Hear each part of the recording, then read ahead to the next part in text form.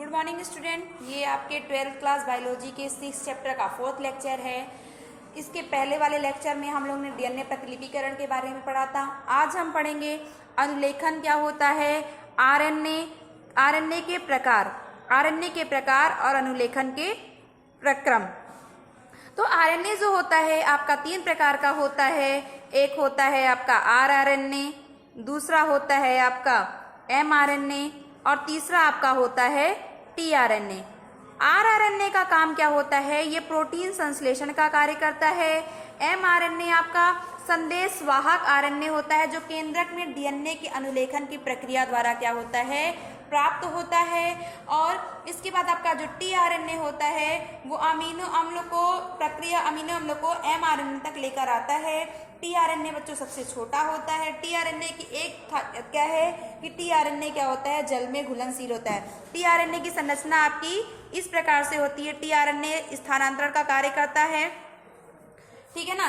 TRNA messenger को पहचानने का कार्य करता है, अमीनो अम्लों को एमआरएनए तक लेकर आता है। तो आरआरएनए क्या करता है, प्रोटीन संश्लेषण का कार्य करता है। एमआरएनए क्या करता है, संदेश वाहक का कार्य करता है।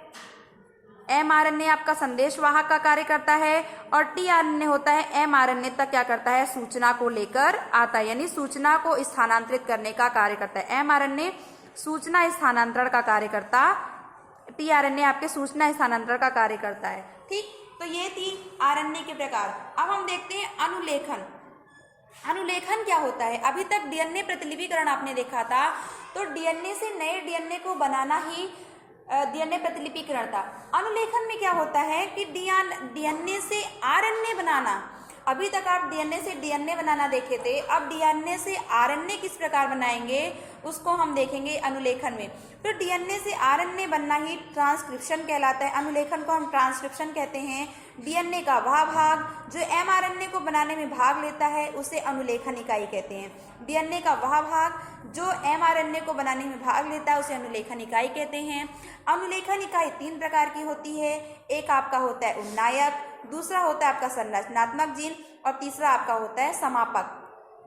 एक आपका होता है उन्नायक, दूसरा आपका होता है संरचनात्मक जीन और तीसरा आपका होता है समापक। तो ये आपका डीएनए है, ठीक, ये आपका डीएनए स्ट्रैंड है और डीएनए से हमें क्या बनाना है, एमआरएनए बनाना है। डीएनए से हमें एमआरएनए बनाना है। तो एमआरएनए बनाने के लिए उन्नायक, संरचनात्मक जीन और समापक तीनों ही क्या करेंगे, भाग लेंगे। तो उन्नायक क्या होता है, जो सबसे आगे वाला भाग होता है, जहां पर पूरे नाइट्रोजन क्षार होते हैं वो आपका क्या होता है, उन्नायक। जहां पर एमआरएनए बनने की घटना हो रही है, जहां पर एमआरएनए बनेगा वो आपका क्या होता है, संरचनात्मक जीन। और जहां पर एमआरएनए बनने की क्रिया समाप्त हो जाती है उसको हम क्या बोलते हैं, समापक बोलते हैं। उसको क्या बोलते हैं, समापक, ठीक है ना। तो ये थी आपकी डीएनए से एमआरएनए बनने की घटना। तो चलिए अब पढ़ते हैं अनुलेखन के बारे में। सबसे पहले चलिए देखते हैं डीएनए से एमआरएनए बनना ही क्या कहलाता है, अनुलेखन कहलाता है। ये आपका भाग उन्नायक हो गया, ये वाला भाग आपका संरचनात्मक जीन और ये वाला भाग आपका समापक। अनुलेखन मैंने बताया सबसे आगे उन्नायक सबसे आगे वाला भाग, संरचनात्मक जीन यानी जहां पर घटना हो रही है और जहां पर अनुलेखन की क्रिया बंद हो जाएगी, यानी जहां पर डीएनए से आरएनए बनना बंद हो जाएगा वो वाला भाग होगा समापक। तो सबसे पहले क्या होता है, डीएनए से आरएनए बनाने में सबसे आरएनए पॉलीमरेज एंजाइम क्या करता है, मदद करता है। कौन सा, आपने डीएनए प्रतिलिपिकरण में देखा था कि डीएनए पॉलीमरेज एंजाइम काम कर रहा था, यहाँ पर आरएनए पॉलीमरेज एंजाइम कार्य कर रहा है। ठीक, आरएनए पॉलीमरेज एंजाइम उन्नायक पर जुड़ता है और इसमें क्या होता है, एक सिग्मा कारक आता है। और यहाँ पर जब आरएनए पॉलीमरेज एंजाइम बैठता है तो तुरंत ही आरएनए पॉलीमरेज एंजाइम एमआरएनए क्या करता है, बनाने लगता है। ट्रांसक्रिप्शन की प्रक्रिया सदैव 5' से 3' की होती है। आपने अनुलेख उसमें देखा था, डीएनए प्रतिलिपिकरण में देखा था कि वो प्रक्रिया दोनों तरफ हो रही थी, 5' से 3' की तरफ और 3' से 5' की तरफ। लेकिन इसमें ऐसा नहीं होता है। अनुलेखन की प्रक्रिया हमेशा 5' से 3' की, यानी ये आपका डीएनए है, ठीक, तो 5 से 3 है और ये 3 से 5 है। तो मात्र अक्ष अगर 3 से 5 होगा तभी संतति कोशिका 5 से 3 वाली बनेगी। तो उसके लिए मात्रक कैसा होना चाहिए, 3 से 5 डैश होना चाहिए। इसके बाद आरएनए पॉलीमरेज एंजाइम उन्नायक पर जुड़ जाता है, इससे सिग्मा कारक और आरएनए पॉलीमरेज एंजाइम जैसे ही जुड़ता है उसमें एक सिग्मा कारक होता है। जब आरएनए पॉलीमरेज पर बैठता है तो तुरंत आरएनए पॉलीमरेज एंजाइम एमआरएनए क्या करता है, बनाने लगता है और अनुलेखन की प्रक्रिया शुरू हो जाती है। अनुलेखन की प्रक्रिया सदैव 5 डैश से 3 डैश की ओर होती है।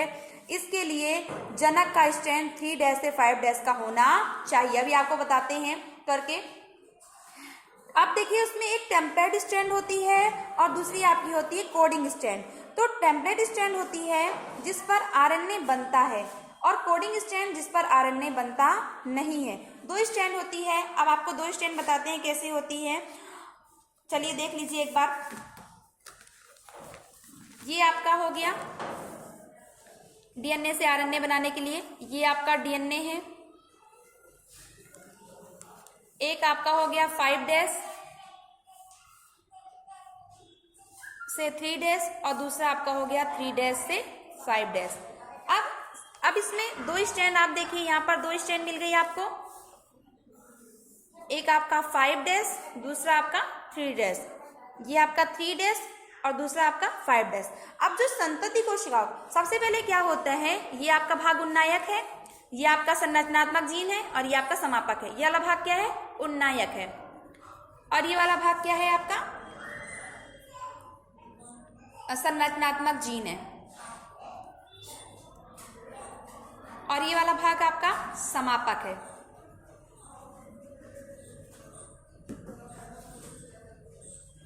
अब देखिए इसमें क्या होता है, उन्नायक पर सबसे पहले आरएनए पॉलीमरेज एंजाइम आता है। सबसे पहले आरएनए पॉलीमरेज एंजाइम आता है। तो आरएनए पॉलीमरेज एंजाइम जैसे ही आता है, यहाँ पर एक सिग्मा कारक आकर बैठ जाता है। सिग्मा कारक यहाँ पर आके बैठ जाता है तो तुरंत ही ये क्या होता है, आरएनए का यहाँ पर क्या होता है, निर्माण। ये तुरंत ही क्या होता है, कुंडलन खुल जाता है और बंध क्या होते हैं, टूटने लगते हैं और ये दोनों क्या होते हैं, अलग अलग हो जाते हैं। अब क्या होता है कि एक आपका 5 डैश से 3 डैश है और दूसरा आपका 3 से 5 है। तो जब दोनों स्ट्रैंड अलग अलग हुए तो इसकी संतति कोशिका कैसी बनेगी, एक 5, इसकी कैसी बनेगी 3 से 5 और इसकी क्या बनेगी 5 से 3। तो आपको मैंने बताया कि अनुलेखन सदैव 5 से 3 डैश पर ही होगा, इस पर तो होगा ही नहीं। तो मान लो इस वाले स्ट्रैंड पर जो ये पितृ कोशिका की 5 से 3 वाली स्ट्रैंड है, इस पे तो निर्माण होगा ही नहीं।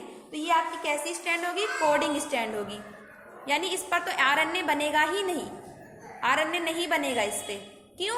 क्योंकि आरएनए पॉलीमरेज एंजाइम हमेशा 5 डैश से 3 डैश की दिशा में अनुलेखन का कार्य करता है।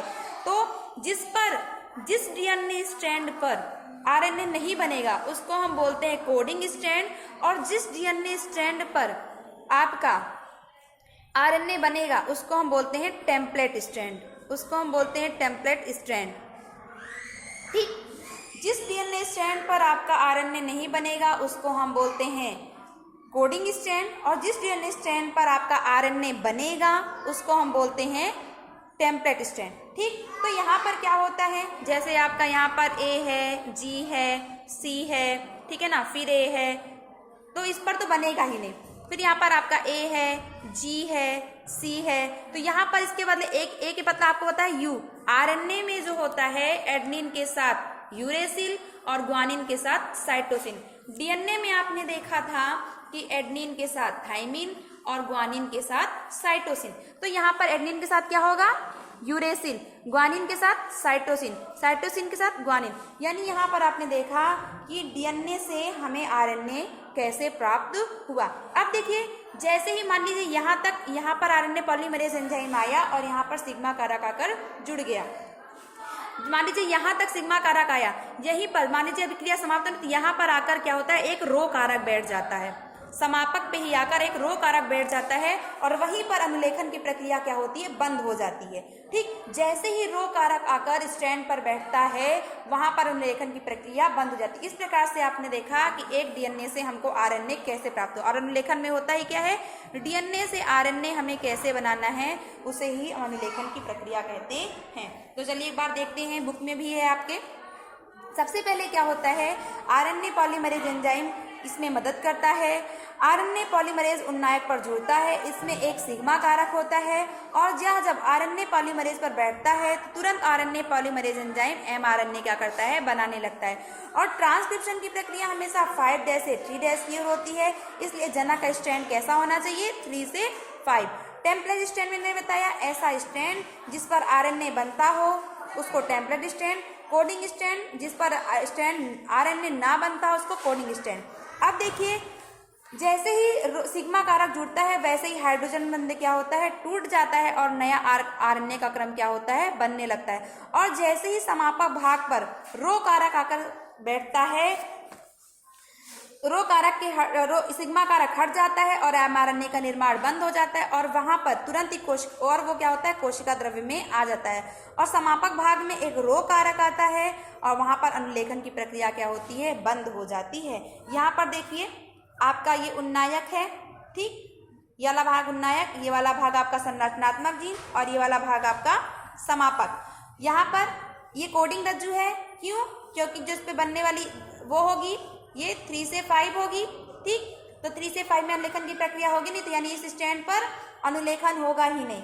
टेम्पलेट रज्जु यानी यहाँ पर बनने वाली जो संतति होगी कैसी होगी, 5 से 3, तो टेम्पलेट रज्जु यानी यहाँ पर एमआरएनए का निर्माण होगा, ठीक। तो ये था आपका अनुलेखन की प्रक्रिया थी। चलिए एक बार बुक में देखते हैं अनुलेखन की प्रक्रिया। ये देखिए, सबसे पहले ये आपका है, यहाँ पर उन्नायक पर आपका सिग्मा कारक आकर बैठता है। कौन सा, sigma factor, RNA polymerase enzyme है। आरएनए पॉलीमरेज एंजाइम पर सिग्मा कारक आकर जैसे ही बैठता है हाइड्रोजन बंध क्या होते हैं, टूट जाते हैं। और आरएनए यहाँ पर हाइड्रोजन बंध टूट गए, ठीक, सिग्मा कारक जहां तक ये होगा वहां पर समापक, ठीक, ये टूट गए। अब ये क्या होता है, ये हिस्सा क्या होता है, आकर अलग हो जाता है। ये आरएनए का अणु क्या होता है, बन गया। यहाँ पर रो कारक आ गया, यहाँ पर आरएनए की प्रक्रिया क्या हो गई, बनना बंद हो गई, यानी अनुलेखन की प्रक्रिया बंद हो गई। ये आपका है प्रोकैरियोटिक कोशिका में संरचनात्मक जीन, ठीक, प्रोकैरियोटिक कोशिका में आपका अनुलेखन की प्रक्रिया, ठीक, ये है आपका अनुलेखन। सबसे पहले आपने देखा राइबोसोम सिग्मा कारक आकर बैठा, फिर यहाँ पर दीर्घीकरण की प्रक्रिया हुई, हाइड्रोजन बंध टूट गया और आरएनए का निर्माण होना शुरू हो गया आरएनए पॉलीमरेज एंजाइम के द्वारा। फिर यहाँ पर ये आरएनए यहाँ से अलग हो गया। जब रो कारक जैसे ही बैठता है आरएनए क्या होता है, अलग हो जाता है और कोशिका द्रव्य में चला जाता है। तो आपने देखा कि डीएनए से आरएनए का निर्माण किस प्रकार से हुआ, ये था आपका अनुलेखन। आज के लिए बस इतना ही। नेक्स्ट वीडियो में हम सुकेंद्रीय कोशिका में अनुलेखन की प्रक्रिया पढ़ेंगे। ये था बैक्टीरिया में अनुलेखन की प्रक्रिया, ठीक है। अनुलेखन की प्रक्रिया अलग अलग कोशिका में अलग अलग, प्रोकैरियोटिक कोशिका में अलग प्रकार की होती है और यूकैरियोटिक कोशिका में अलग प्रकार की होती है। Thank you.